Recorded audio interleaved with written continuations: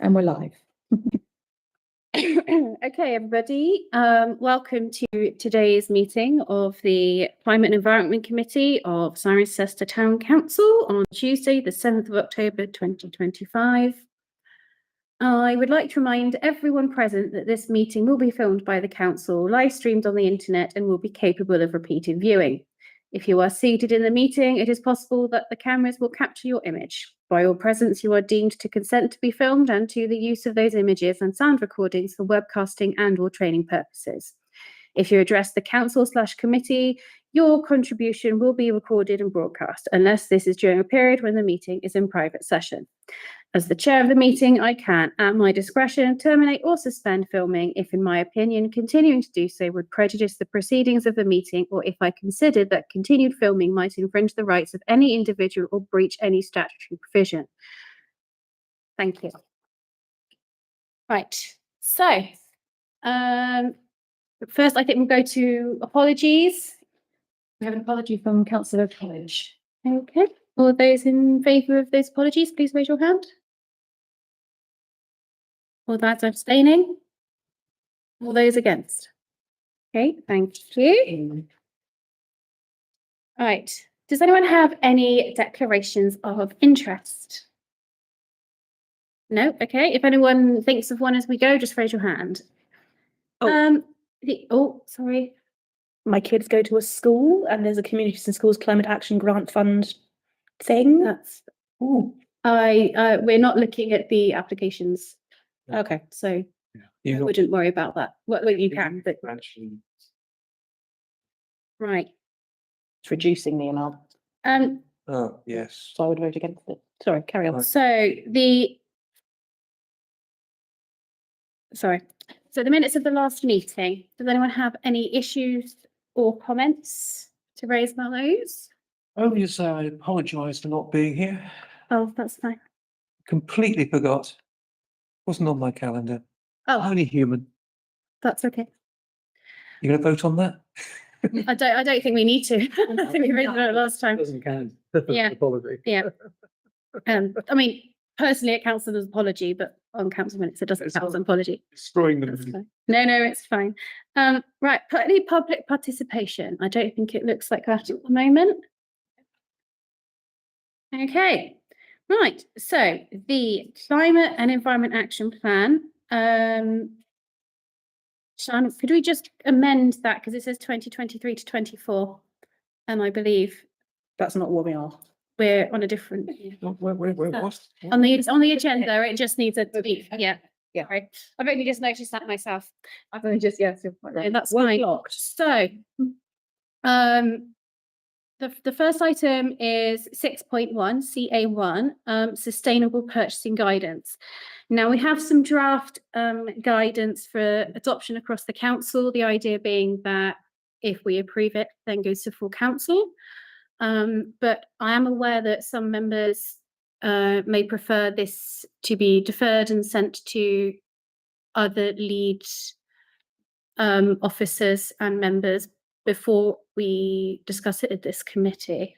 Yes, I would like the lead officers to have a look at this and then for it to go to leadership group so that the responsible officers can tell us if there's anything that is glaring and obvious to them that's going to cause them difficulties, or if there's anything specific they'd like included or excluded. And also I think that the leadership group, which is composed mainly of lead members of committees, would do very well to have a look at it and put in their input from their respective committees. That's why I would put that forward to defer it. Okay. Put that forward to defer it. Yes. Does anyone else have any comments? Yes. Andy? Yeah, only to say that I think there are a few things in there that are currently, as far as I can see, probably not workable. One of them is the theming, actually. I know there's a balance to be had between environmentally products for doing it and ones that actually clean and kill bacteria. And so excluding the use of anything that's got chlorine in it is probably a little bit left set when we've had pandemics. I'm sure there'll be more coming along but we need to make sure everything is really nice and clean. And I think those sorts of products are covered by, is it COSHH legislations to storage and making sure that things aren't actually being misused.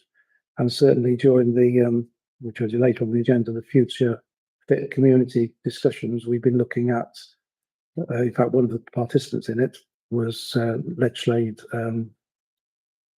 Cricklade, where the leisure centre manager was there, and we were discussing these sort of things, and basically said, you know, clearly we've already got regulations which cover us in terms of making sure that things are handled properly. And I think that's probably more important, that they're handled properly rather than they're banned from being used. So that's the one. The other one in here is to do with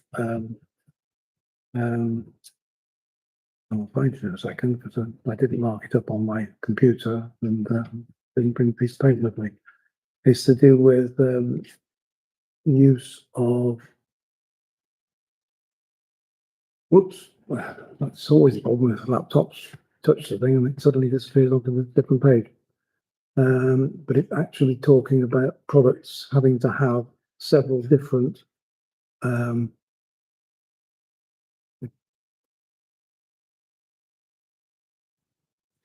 sorry. Yes,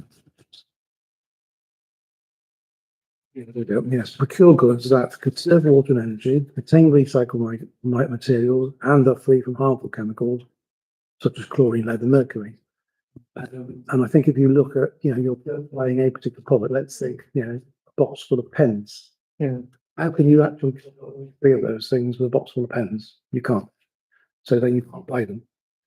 And I know it's only guidance, but those are the sort of things we need to look at to make sure owners are happy. When they look at each of these, it actually doesn't preclude them from purchasing things which are actually quite sensible, and there is a bit further. Yeah, you couldn't buy a thermometer. You couldn't buy pencils, you might. Yeah. And chlorine. Why couldn't you buy pencils? Because they can have pens there because they have lead. Could we try and put a hard, sorry, hands before speaking? So I think I agree with Councillor Bloomer that we do need this to go to lead officers, lead members, just to look at it and see whether actually there are things which might cause a few problems, and we need to perhaps amend it slightly. It also sounds like this needs to go via the health and safety. I know it's not a committee, but the health and safety group. So particularly we talk about things like COSH. Yeah. Right. Those are just two things that I picked up. Okay, They're probably fair enough. So I thought if somebody looks at it from their point of view, they're probably a better view of before it can. So, Okay. so all Well, those. I am pleased that it's only guidance, it's not actually. Yeah. Okay. So all those in favour of deferring the discussion and vote on this guidance until we've received feedback from other lead members and officers, please raise your hand. And the health and safety group. And health and safety group. Thank you, unanimous. Okay, thank you. Right, next item 6.2 CA6. This is just to receive an update on the carbon footprint appraisal and to consider and approve its recommendations. Shalane, do you want to just talk through the recommendations from it? Yeah, so if I can first just start by saying that we had to have a revised draft of this so that we could include a market-based table in here, because market-based emissions as the basis for tracking, comparing them makes more sense for us, because it's actually based on the specific sort of decisions and choices we make as council and contracts we enter into and the types of procurement we undertake. So Are we looking at the one that was circulated with the agenda electronically, or is this a new printed version? So you've got the new one circulated to you with the agenda. The new one is this is the table it has included in it, which wasn't in the original. So what it tells us now is that in 2024-25, the most significant market-based emission source is electricity, accounting for 33.97% of CTC's carbon footprint. we did achieve a reduction in kilowatt hours usage attributed to gas of 4.5% during the reported period, but an increase in 3.2% in emissions from site electricity and 137.1% in water consumption. Overall, CTC's emissions were 1.77% up on 2024-25. With the data that we've got and ensuring that we're using market-based data, we can now set a baseline year as 2022-23, and it means that from working from 2022-23, we can now, start to look at how we're impacting, how the decisions we're making and the changes we're making are impacting our usage. So we should have a much better. We should be able to see much more clearly next year the results of the decisions we're making this year. So the other thing to say is that I think that the Norman cottage, is going to be included next year. Oh, In this, so it's not currently, but that will be included next year. it's just interesting that we're including the grade 2 listed building. Yeah.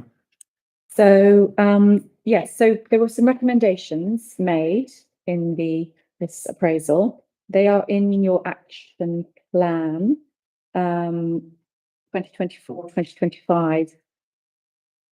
So that's under CA6. If you look at CA6 under the action plan. Yeah. So the recommendations that we want to approve, right, or seek to advise, perhaps, are first one is to switch sites to 100% renewable energy tariffs, reduce our market-based emissions. Well, that's something that we're already working on. For owned sites, investigate switching from gas-powered heating to sustainable alternatives, such as electric, hydrogen, solar, thermal, or air source heat pumps. So that's, I mean, again, that's something, solar is something we're looking at in relation to one of our buildings at the moment. That's something that their recommendation is that we look for other similar improvements across the sites owned by CTC. Then there's to install EV charging points at sites. And to carry out target setting and supply chain screening to facilitate the reduction strategy and increase the scope of your assessment. Those are the recommendations that were made in this carbon footprint report. It should be pointed out that one of the budget decisions we're going to be making today is around taking this a stage further and producing some detailed reports on CTC owned sites, 3 in particular, and we can talk about that a bit more detail later. And that will kind of produce some more detailed recommendations for our individual buildings based on their current state and what we can reasonably do to improve their energy efficiency. Yeah, I'm just a little bit surprised that a company that does carbon footprint assessments is necessarily recommending hydrogen, unless it's been generated from renewable resources. And some hydrogen is not being produced in that way. It's produced from fracking or not fracking. I'm just trying to remember what it's basically from oil refinery or whatever, and from other resources like that. And so, or it's using electricity to generate it, which isn't renewable. So basically, you're just pushing it further up the chain, which is my bugbear about hydrogen as a fuel. It's very good because it only produces water when it's used, but actually, it's how was it produced in the first place as well. So I think perhaps it ought to say hydrogen in brackets produced renewably. Okay, Councillor Bloomer, are we voting on these points individually? We're not actually voting on this. This is just, oh, sorry. No, we are voting on the recommendations. Yeah. Okay. So yes, we are, sorry. Follow-up point. My knowledge of this is minimal because I don't have an electric vehicle. I have a hybrid. Aren't there quite a lot of electric vehicle charging sites in Cirencester? And isn't installing them incredibly expensive and putting them in the staff car park also incredibly expensive, considering how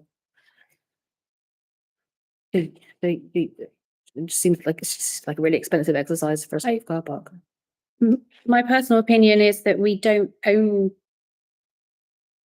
Yes. we don't own the car park outside for staff. However, we do own the depot and we own Yeah. Kings Hill where people park. I mean, Kings Hill might be a very good place considering the plans, you know, forward for Kings Hill and including the potential for solar panels, which could actually. Okay, then that make, okay, so- that makes sense then, okay. So referencing staff might not be the right way of framing that. So we just. Well, it all depends on whether we're trying to encourage staff to move across to it, or whether we're just putting electric vehicle charging points in. And I don't think an ordinary electric vehicle charging point is particularly expensive with it. It's when you start to go for the higher power ones that generate in sort of like half an hour top up. They get very expensive because they then DC and. Wouldn't that be what we'd need if we're doing the electric vehicles for like the milk crates going around town? Are there any? No, I mean like the little ones that go off and collect the bins and things like that, like those and the quad bikes and so on, like that kind of stuff. Vehicle. It's like while they are working vehicles. Because you charge them overnight. When staff aren't working, so they plug them in overnight. Oh, do they hold? Oh, okay. Do we need to be explicit here about actual sites? Or is this a principal thing? Or is this a principal thing? Yeah, I don't think we do need to be specific, and if it's, I don't think we do at this. I think when we get to looking at the sites individually, that's when we could possibly think about whether this is something we could consider for those sites. And so I think if my concern is that if we vote in favour of point 3 down the line when we're looking at it, we'll be thinking of where staff park, not the actual sites we're currently thinking of today. That's all. If we could just put the line in principle, we would like to. When appropriate. When there is enough of a demand. So I feel like the enabling staff to switch is I hate being this person, but imposing too much. Yes, Top-down. exactly. Yes. I think it depends on, but are we talking about public charge points, or are we talking about charge points for actual company vehicles? Well, I suppose if we want Kings Hill to become more of a destination, because we're improving the land and property hat on, improving the playgrounds and so on, so provision there, then it would probably need to be a public access one. Just thinking of Kings Hill specifically. Could we, it's just a thought, take out the second and third sentence and just have plan to install electric vehicle charging points at CTC owned. publicly accessible CTC CTC owned site, that makes sense to do so. and aim to include them in the upcoming management plans. That makes sense to me. Accessibility.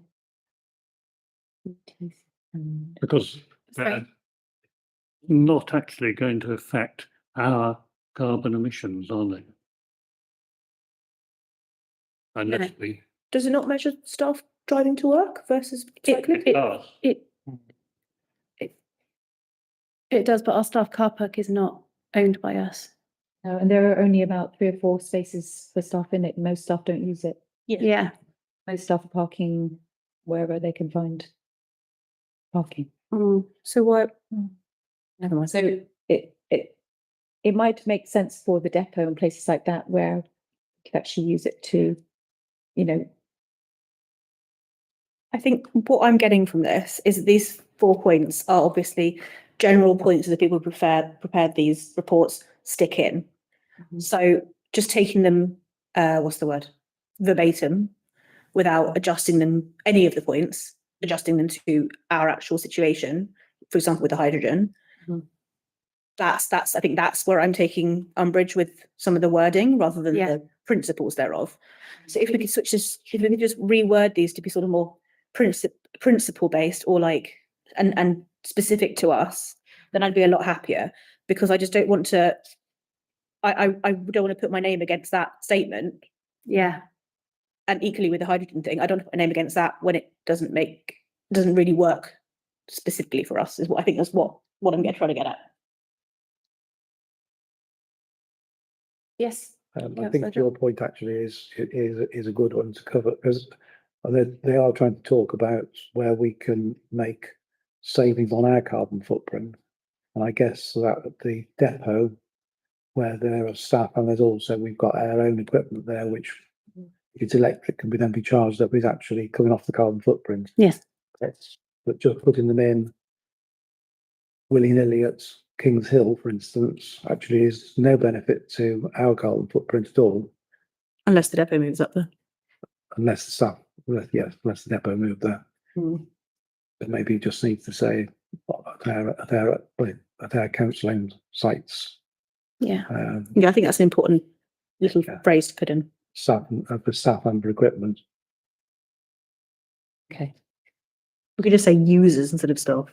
That's getting nitty-gritty though, isn't it? Yeah. So do you want to now just read out what we're voting on? Read out all of that. So we're looking at, so there are the 1, 2, 3, 4 recommendations, key recommendations, and we're looking to make them more principle based, so that they can be in. I think, to be honest, at this level, we can't be too specific to our own, because that will come from the more detailed surveys. But we can certainly talk about them more in principle and relate them specifically to CTC owned sites and users. So just running through them very briefly then. So to switch sites to 100% renewable energy tariffs to reduce market-based emissions, that's fair. For owned sites, CTC owned sites, investigate switching from gas-powered heating to sustainable alternatives. Full stop. Full stop. Yeah, I think we could just wipe that. Yeah, because there's no need to name specifics where some are not appropriate. So the third one, install electric vehicle charge points at, and we're sort of adjusting it to publicly accessible CTC owned sites, and plan to include them in upcoming master plans where appropriate. Does that sound? I think I'm okay with that. Yeah, I'm happy with that. Yes, works for me. Okay, so I'll change that one. And then finally, to carry out target setting and supply chain screening to facilitate the reduction strategy and increase the scope of your assessment. I'm actually struggling to understand exactly that. What I understand of what that means. Sure. Yes. So I think Thinking of the implementation here, that's all. I mean, it does rather smack of us being a production environment, which I don't think we are. it sounds like it might relate quite heavily to our procurement guidance. Yes, I just thought that in this kind of just supply is already there. Yeah. In a way. Yeah.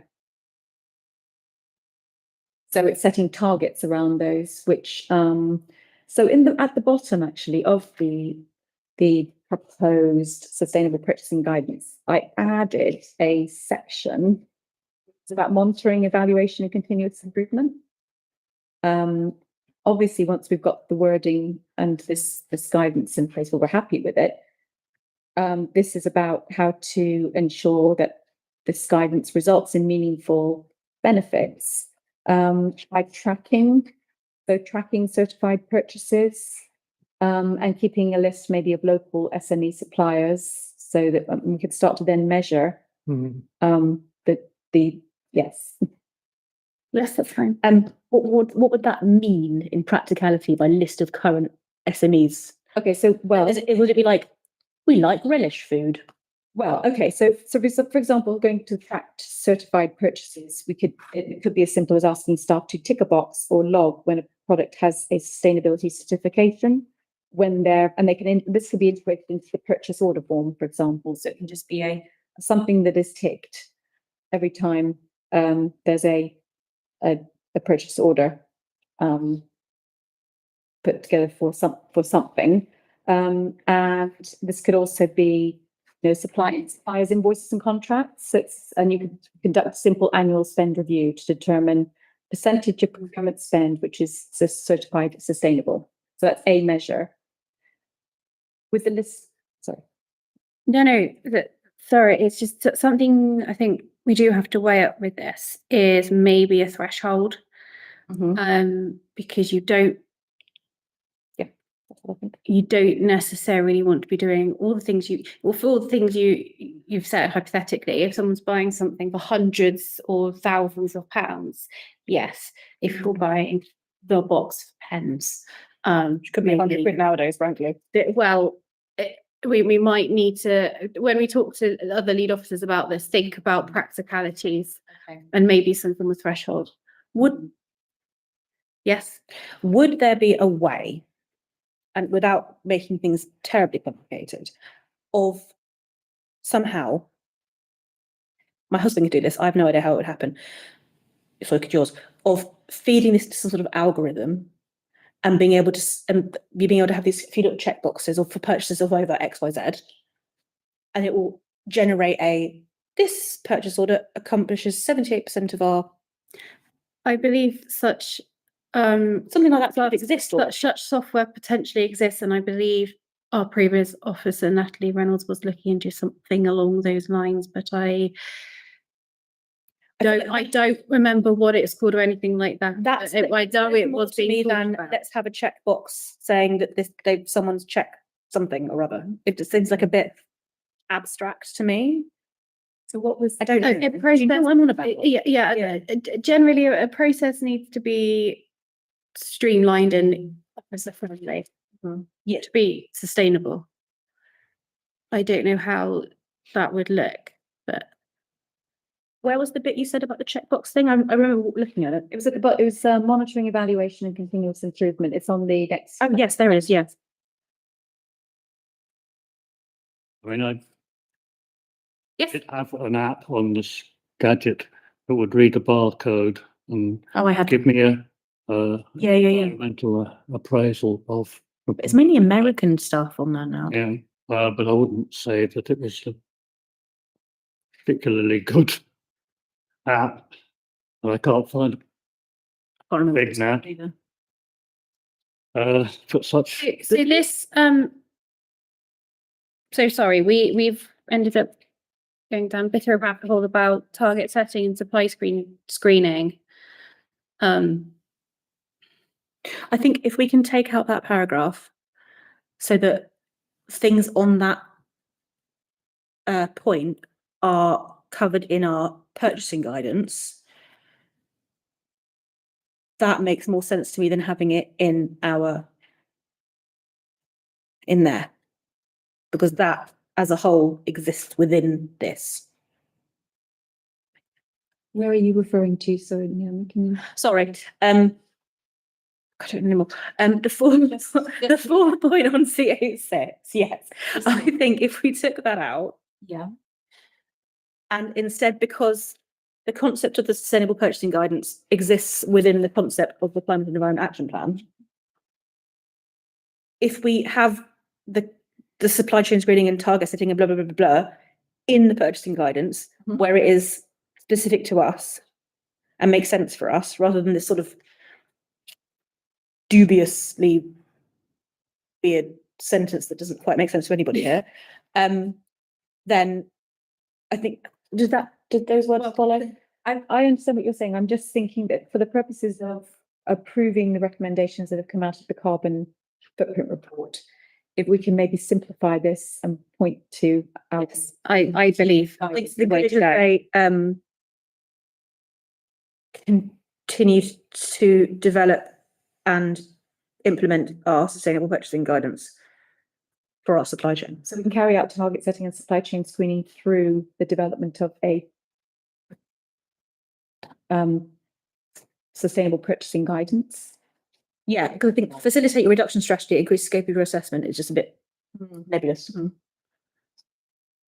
Or could we say just reference the monitoring, evaluation and continuous improvement section of the purchasing, sustainable purchasing?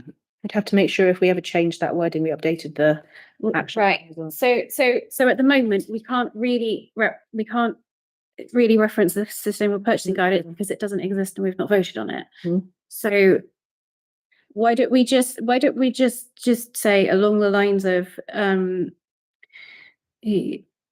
carry out a supply chain screening through the development of sustainable purchasing guidance.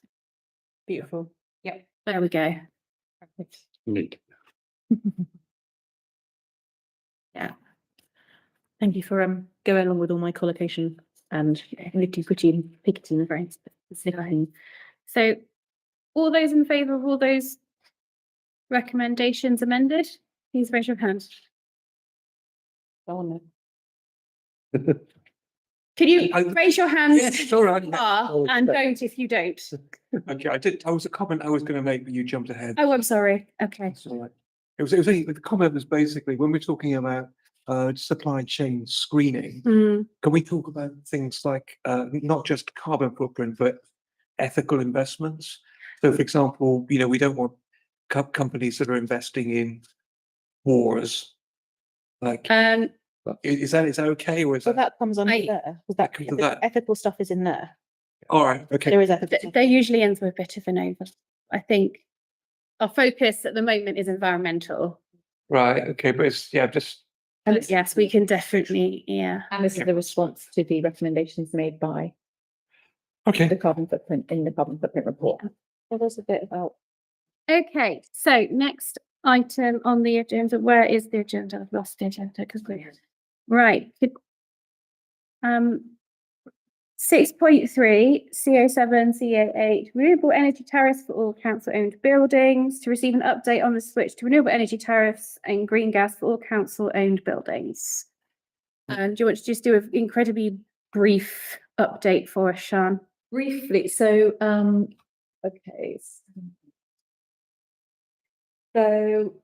okay. So we have currently got 24-month contracts with Verona Energy, 100% green tariffs, signed in April 2025 for 2 CTC sites, Abbey Depot and Kings Hill. And that's for electricity only. And we also have Corona Energy for gas. Wait a minute. No, I take that back. Beg your pardon. Okay, so yes, so we have those 2 sites currently with the green tariff. So there are the other sites, including St Michael's Park, Abbey Grounds, and are under contract for electricity with NG until 2028, which is a product called Guard, which is not currently a green tariff. So I said that after the last meeting, said I'd look into what we could do about maybe perhaps moving it to a green tariff. I spoke to, through the finance officer, to NG to see what we could do about it. NG have come back and said they although they do have green tariffs there, we're not on one of those and they can't move us. We've just started. It was agreed in 2023 because we use a broker and brokers have to do everything a couple of years in advance. So we wouldn't be able to move at this point to a green tariff. What they suggested is that we should ensure that, for future contract procurements through the broker, we need to ensure that the broker knows that we have net zero requirements and that we're working towards net zero. and we have to ensure he recommends that any contracts are checked in advance of signing and checked by several people to ensure that the proposal meets the policy and requirements. So with these buildings, we'll have to wait for the contract to finish in 2028, and then we can brief the broker on what we're looking for, and we can move forward from there. So there's no break clause with it.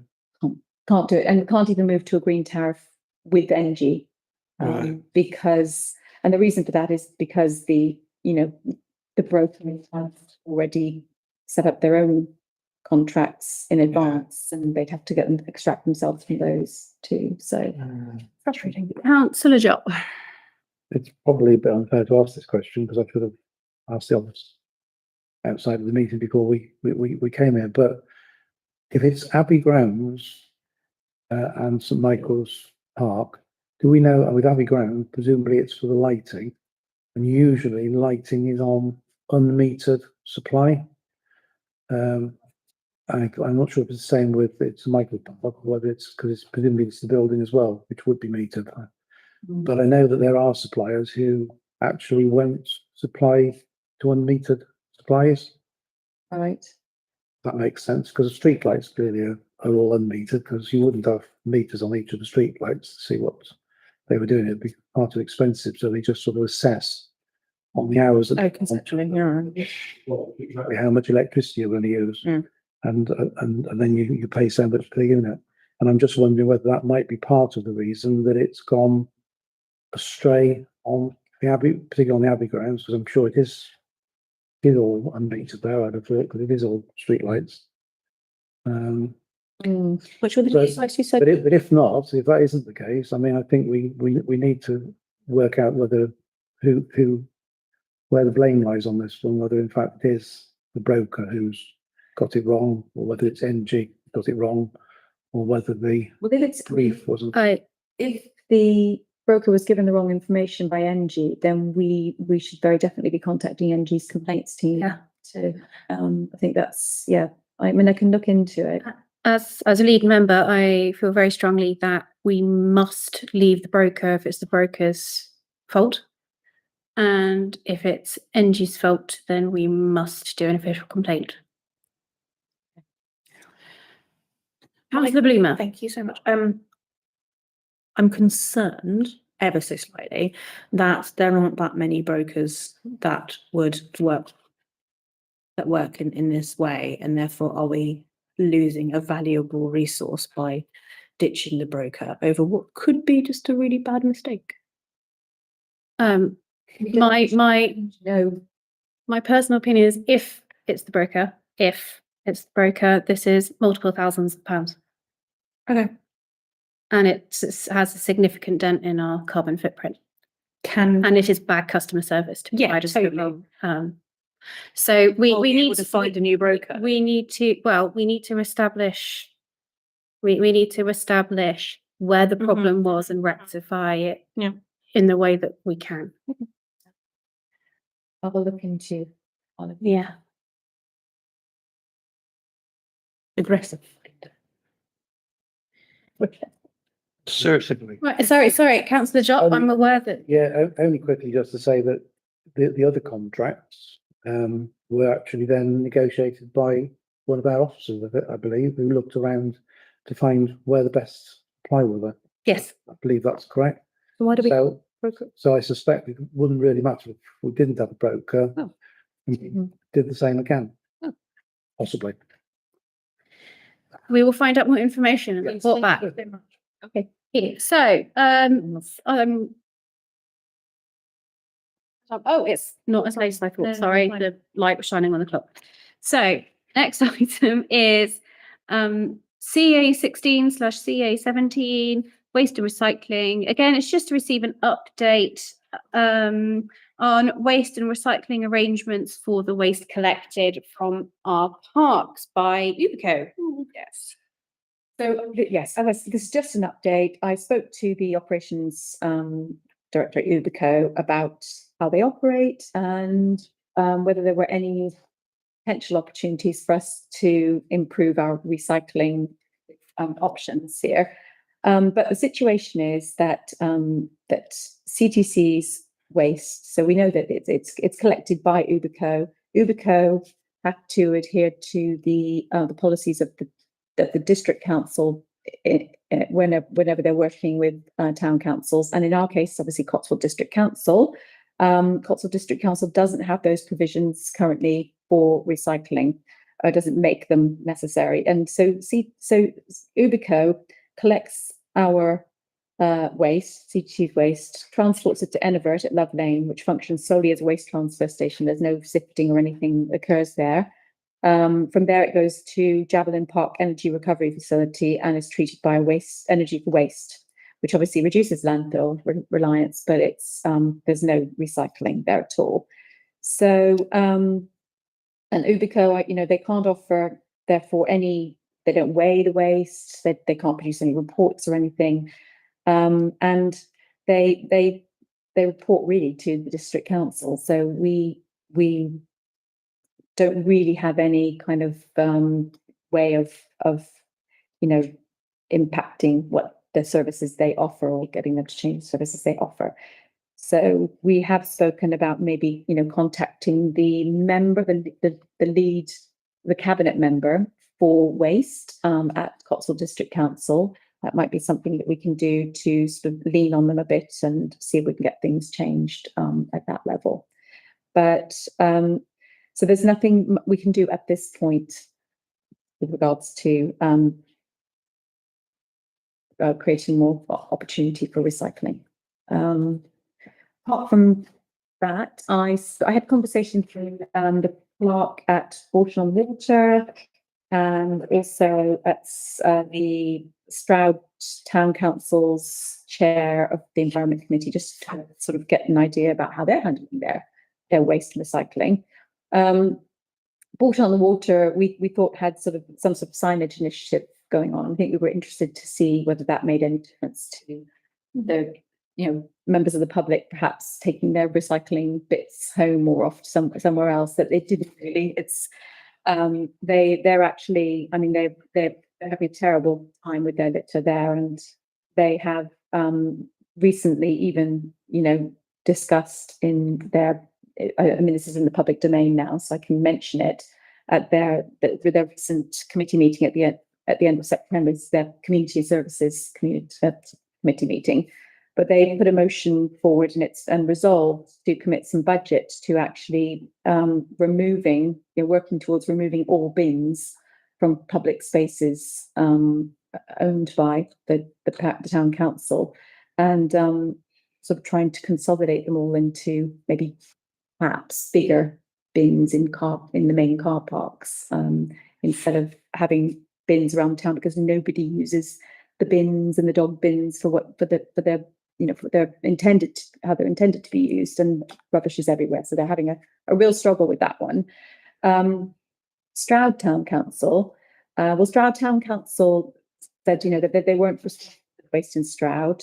They also use Ubico, but because Ubico is working with Stroud District Council, there may be more going on in terms of recycling, and Stroud District Council are quite active, in sort of there's a Facebook post which they shared with me, where the Stroud District Council is actively encouraging recycling. And so having said that, they said that that Ubico is their contractor.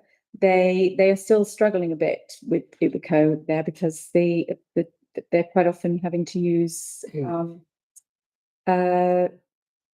do they describe agency workers, yeah. So they're still experiencing issues themselves, but I think that town council is not responsible for their waste. It's Stroud District Council. So they shared some interesting information with us, though.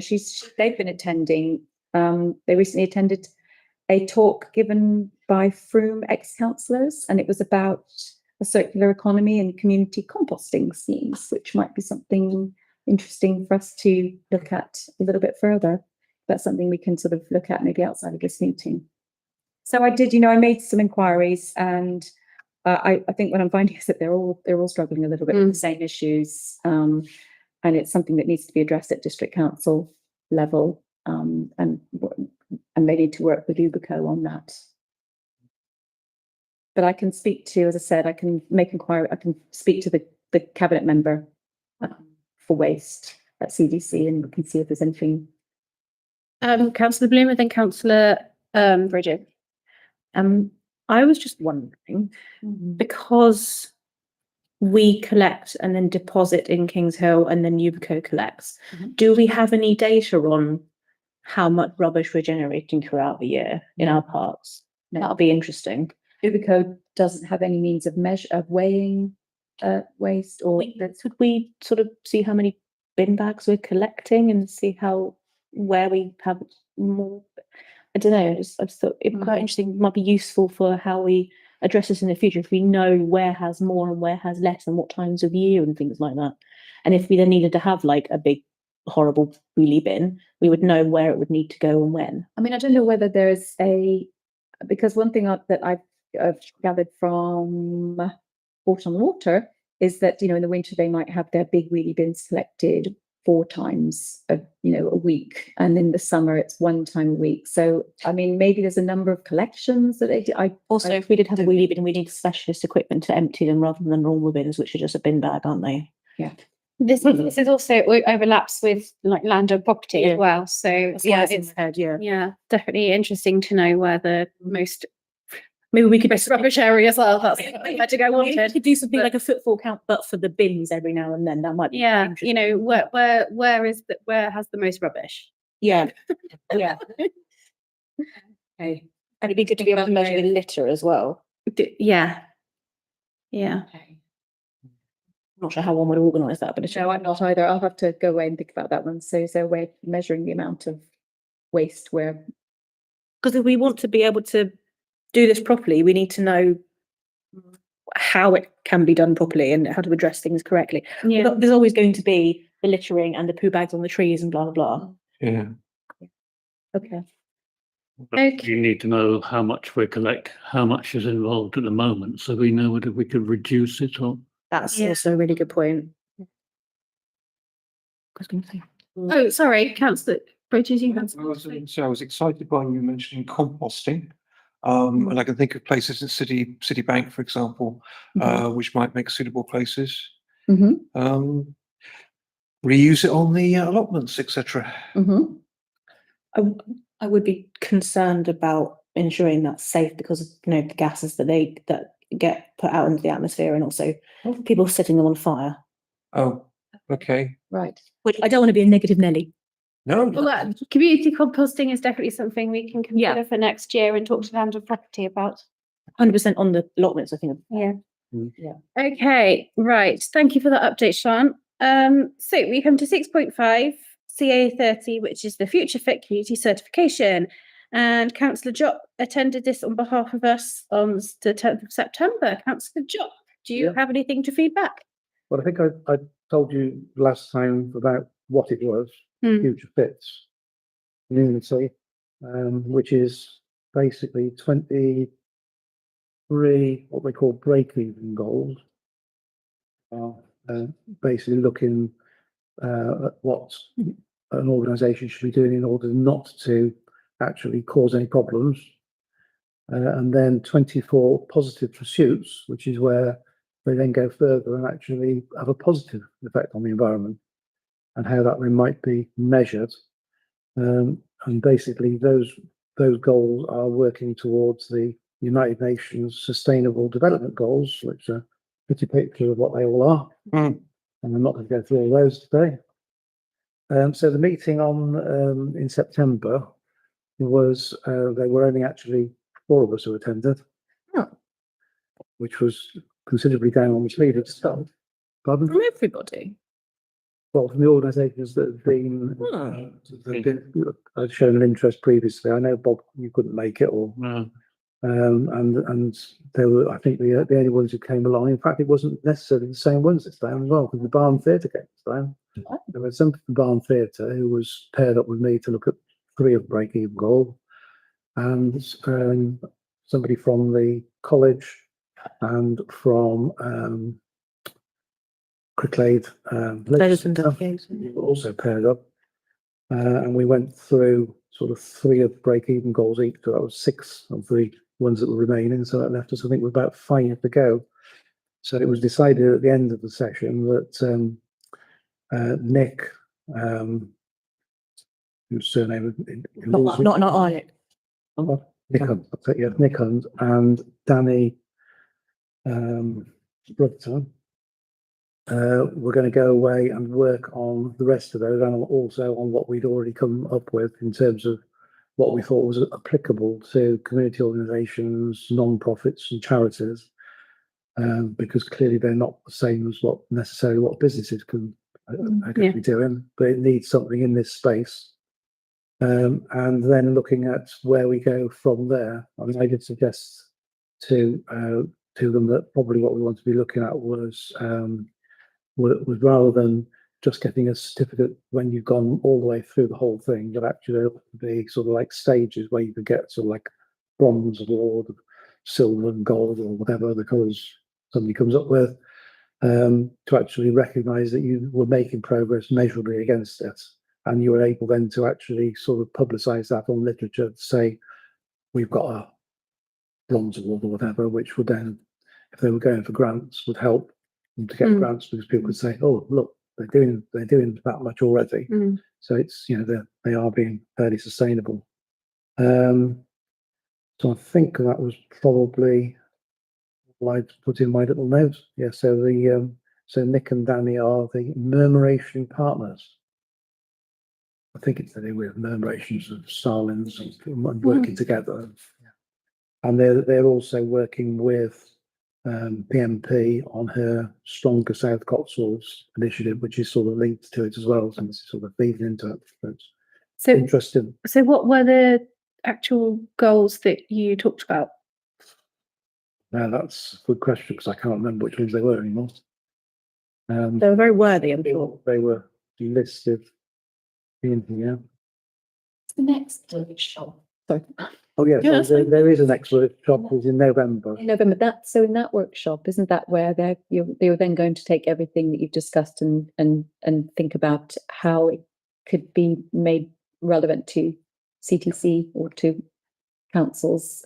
Yeah. Yeah, so with there being several different sorts of organisations there, you know, we're all looking from our own point of view as to what we can do and whether they're actually relevant to non-profits and charities. Because the Future Fit Foundation has come up with an enormous thing, which is mainly for sort of very small business, smaller business who can't manage to do the B Corp, but can at least manage to do the Future Fit. And so it's trying to tailor that down, or tailor it in such a way that it actually measures what smaller organisations are doing. Thank you, Councillor Jopp, for that. Anyone got any questions or things to comment on or raise about that? Did you have fun? Yeah. Well, say too much about that. Yes, it was fun. Yeah. Okay. So, 6.6 CA26 Gloucestershire Community Energy Cooperative to receive an update on the status of this initiative at Kings Hill. Shah again. So last time we met, we had a power purchase agreement that we'd received from GCEC, and that has been since the terms of it have been approved by officers. It's that with one sort of suggested change. So we are proceeding with the solar panel installation at Kings Hill. There are a few changes that I should tell you about. So there's going to be a battery system incorporated into this, which makes sense to do, and that will be included within the overall agreement. So there's no upfront capital outlay. Any risk of vandalism, which we'd identified, there's obviously a lot of that at Kings Hill. I've managed to get a quote from our buildings insurer, and we can add that to the buildings insurance for a nominal sum, really. So that's good, and that will be covered in the same way as everything else is. So it will cover vandalism, the solar panels for vandalism. So we can, Kings Hill is we work with Corona, obviously, at Kings Hill for our energy tariff, and we can continue to work with Corona as our supplier, alongside this initiative. So there's no need we'll just see significant reduction in bills. I have arranged for GCEC, so Nathan's coming out on Monday, actually, 13th, to meet me at Kings Hill, and he's going to have a couple of installers looking at the building with him, and he's then going to be able to put together a fully costed proposal for us, which will set out, we'll incorporate the battery into it and everything, and give us a real good indication of the sorts of reductions, sort of savings we can expect to make. So yeah, that's all good news. So we should have that. Once we've signed the PPA terms, so we'll see that after his visit.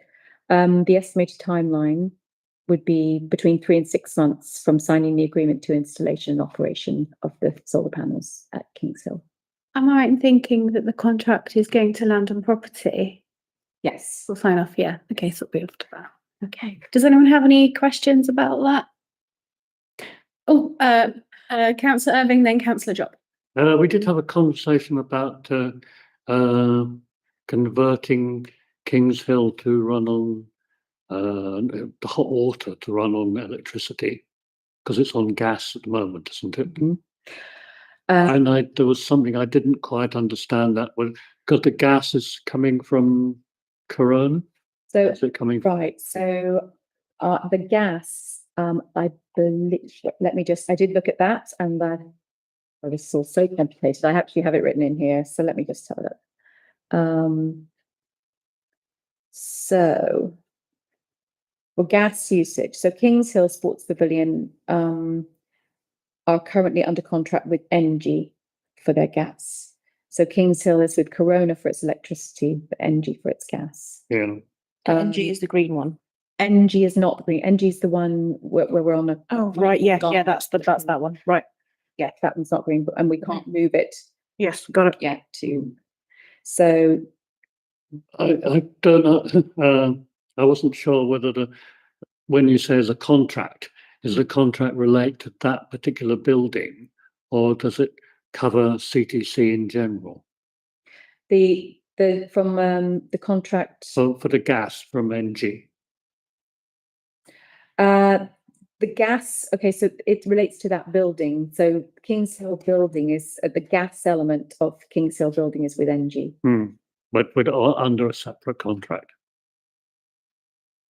A separate contract to. Well, for whatever gas that we get for other buildings. For overall, I mean, is it a CTC contract, or is it? I mean, gas. We don't have many buildings under gas with gas. No. So we've for gas usage, we've got Kings Hill Sports Pavilion and Bingham House, Bingham Library Trust, leased by City, are currently under contract with Engie.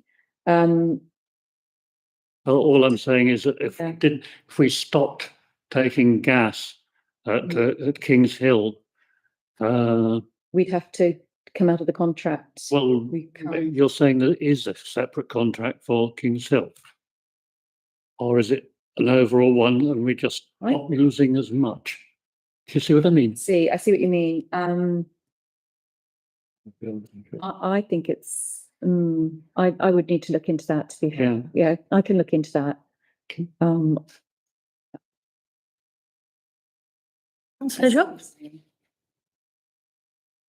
Yeah, so the final decision on the contract is delegated to Land Property knows it. So it doesn't need to then carry on till November for council then to approve it. Or does it? I spoke to Keith about that earlier today, because I think it was to go to September it was going to. Yeah, I think the way he views this as operational now, it's been approved. Okay. Subject to the PPA agreement being approved, the terms, they're being happy with the terms, and they are happy with the terms, bar one, which we've requested some additional clarification round. And that clarification we've been reassured of by GCEC, so it's all, we're ready to move forward on it. Land property. We haven't seen our 9th of November, 5th of November, whatever it is, agenda yet. So, No, but it won't be in that. no. Just, Oh, so if it's, sorry, just to clarify, so if it's not in the land and property agenda for, we've approved it in principle. It's been approved, so it's just subject to PPA terms, Delegated authority to it, I think. and then it's operational now. my understanding from the vote in the land and property meeting previously was that councillors wanted the contract to come back to councillors in a meeting for them to vote on. It was an action that was going to happen, but when I spoke to Keith, You can't overrule that, though. Anyway, this could be another conversation for, but let me speak to, yeah. Figure that out. We'll figure it out, but okay, so it's happening probably. it is. So, The only reason why not. so should we move on to item 7? Please. So very long. I'm so sorry. I'm not on top No, form you know today. what? No, honestly, every conversation we've had has actually been really important and useful. Yeah. Hasn't been waffling. So, to receive an updated budget and to vote on, 3 spending proposals. So we have 7.1 CA3 to commission an energy efficiency survey on CGC owned buildings. We will then subsequently have a vote on the Communities in Schools Climate Action Grant Fund. If we vote in favour of CA3, we mathematically need to vote in favour of 7.2. Hopefully that makes sense. Yeah, so regarding the energy efficiency surveys, I have got a quote from Centre for Sustainable Energy for 3 of our buildings, so excluding Norman Arch and obviously Bingham House, which is where we only lease. So it would be for Abbey Grounds Depot, St Michael's Park and Kings Hill Sports Pavilion. So I sent around with all of the documentation meeting an example of the type of report they would produce. So we've compared that to a report that was produced for Bingham Library Trust a few years ago, 2023, from a different organisation, and it was very much more generic, very detailed, but very generic. And this firm are very good on, assessing the building and what its current condition is and what can reasonably be recommended. So it's not to break the bank either. Something I think that would make sense. So it's a really good. I don't know whether you had a chance to read through that report, but it was really, it was quite detailed, but in a, not in a wordy way. It was just quite to the point and User friendly. very user friendly. So so I've got this a quote of 1,950 to do the 3 buildings, and so all in, includes that. I actually already, if we vote today to go ahead with this, I've actually organised them to turn up on Monday. Oh, great! Very efficient. Well done, you. I was going to ask how long that quote lasted for, so that's good. Yeah, so we want them. I mean, if we're going to do this, we want to be able to make the changes to reflect any changes we want to make in the budget discussions for next year. Who's that? Hello. Hello. So sneaky. Yes, we are still live. Thank you, Mr. Tubb. Thank you. Is that for this meeting, or is that a personal thing that we'll just? I've just, right, so this is regarding the community, so the Gloucestershire Community Energy Cooperative. The committee considered a proposal to install solar panels at the Kings Hill Pavilion. This was agreed in principle, subject to consideration of a detailed contract being prepared for approval as at a future meeting of the committee. Yes. I will, because I did speak to Keith about this, and there was there was a different proposal, so I will speak to everyone concerned after this, and we will update the group. Thank you. Where this should go. It's good to know some people are watching the meeting, isn't it? I'm not having an audience. No, it's true. Yes, brilliant. Yeah. Because I was aware that this committee had voted that rather than wait until the next land and property, that actually it could go to the 9th of September meeting for a decision to be made, because we were a bit concerned that it was just going to drag on forever. So, Yes. Yeah. yeah. Yeah. Okay. Okay, good. Thank you. Thank you. You, Andrew. Right, should we vote? Right, so we move to go back to CA3. Yeah. Right, so the vote here is do we want, so basically, having already spent 2,200 on our carbon footprint recommendations, which we've already discussed and approved, subject to some minor revisions, we have a remaining budget of 7,800. And so the proposal is that we conduct these energy efficiency surveys on the 3 buildings, which would cost us 1,950, leaving us with 5,850 remaining. Now, we'd already approved at a previous meeting the Communities and Schools Climate Action Grant Fund. So the proposal today is that we consider reducing the amount and actually say, committing to up to 5,850 to the Climate Action Grant Fund, so that we have the flexibility to decide on what we would like to fund without committing to the full amount. Yeah. Yes. Might be a silly question, probably is, but we're talking about the Abbey Grounds Depot, St Michael's Park and Kings Hill. Yes. That really probably is all of the buildings that we've got responsibility for, isn't that? Yeah. Because I was just wondering whether it was worth, or whether it was appropriate if there was a member of staff who could be trained to do this sort of thing, do these, and then possibly then, if somebody else needed buildings of a similar nature doing, they'd be prepared to do that, but it probably would cost more than 1,800 to get somebody to train to do It it. seems like quite a specific and detailed skill set. Yeah, Mm. probably. The business development section question, for which we do not have a department. Very So what we've interesting. got- Might also be a interesting- consideration through the local governance review, and if we're taking on different things to Yes. do. Yes. Yeah, exactly. Quite hard already. Very good, very good. Might also be a consideration that we could give out, we could offer as a service to other organisations. Oh, potentially. Yeah.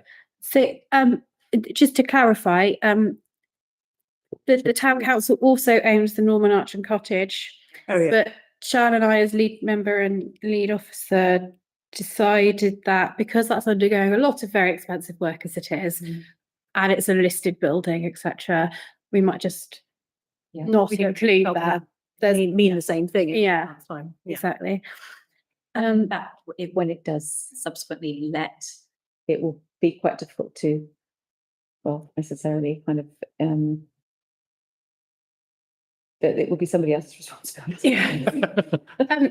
Councillor Bridges, then Councillor Irving. Okay, I'm just thinking about this energy efficiency survey. Have we actually asked Gloucestershire County Cotswold District Council? There's a chap on there called Mike McEwen, who is very, very knowledgeable about this, and he's doing Lib Dem national policy about it. So it might be that we're spending money unnecessarily, because that might just be freely available through him. But this is, I understand what you're saying, but Yeah. you suggesting that he could come along and assess each of our buildings for Yeah. free? Qualified assessor. He's a national authority on it, I believe. I don't know, but worth asking the question. Is it? Why? Don't we want a proper, detailed, proper survey that we can take with us to make decisions legally with, rather than a very reputable chap, I'm sure, but like some chap.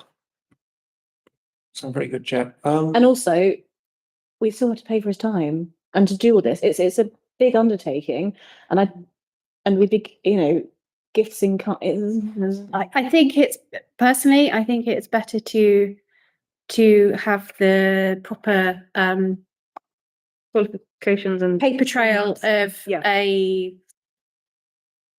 qualified organisation, etc. that maybe has no bias.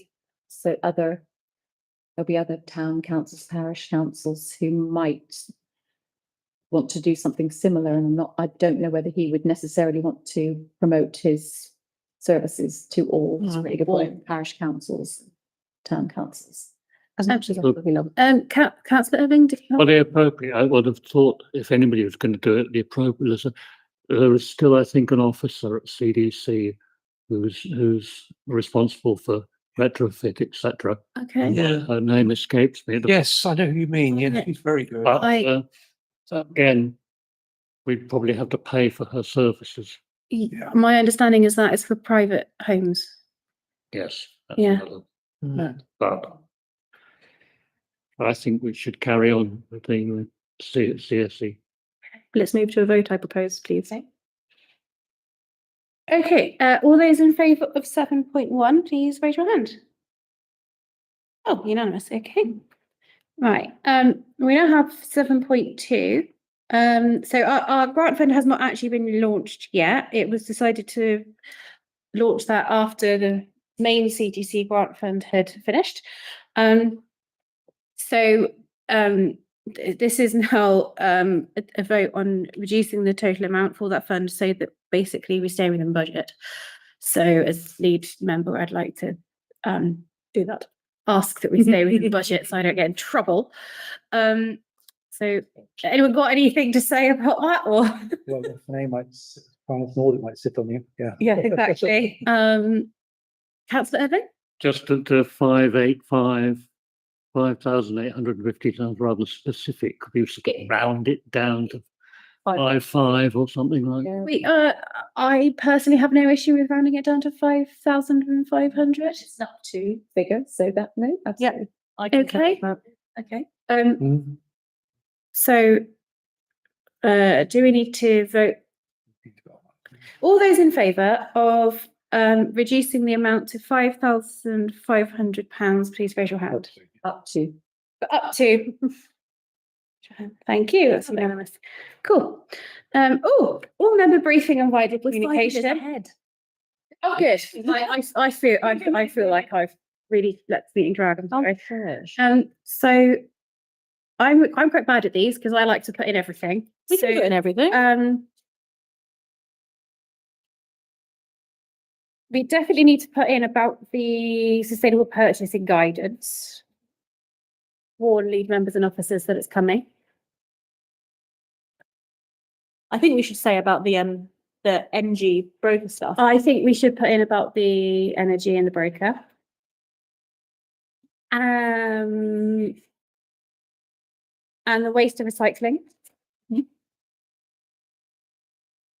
And about those Conversations with Stroud as well as just mentioning of conversations with. Yeah, just to mention, and then how we're going to commission the energy efficiency surveys. I think we've put in about the grant fund previously, haven't we? So, anyone else got anything to add? GCEC? We could, but that's probably going to end up in landed property, etc. Anyway.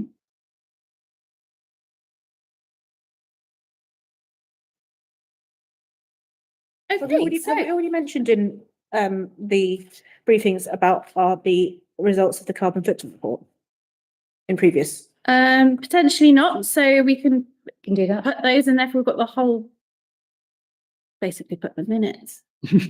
Well, might well do to fit in there as well, then that's the only thing. Yeah, exactly. We did good, guys. That's the whole line. I get confused by the. Yeah. Yeah. Okay. So brilliant. Right, and the next meeting is November the 25th at 4:30 here. Thank you. We finished? I think we are finished. And Andrew can go home now.